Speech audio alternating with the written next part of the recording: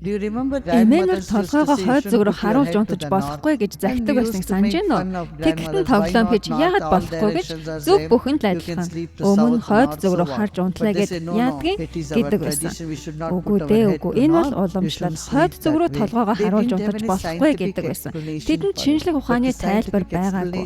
Шинжлэх ухааны тайлбар нь соронзон талбар хойноос өмнө зүг рүү чиглэдэг учраас толгойгоо хойд зүг рүү харуулж унтвал соронзон гүйдэл бүх биеэр дамжин өнгөрч бие сударч та ядарна. Өглөө босоод дутуу нойртой мэт санагдана. Эртний васту шастра шинжлэх ухааны үндэслэлтэйч шинжлэх ухааны үүднээс тайлбарлаагүй.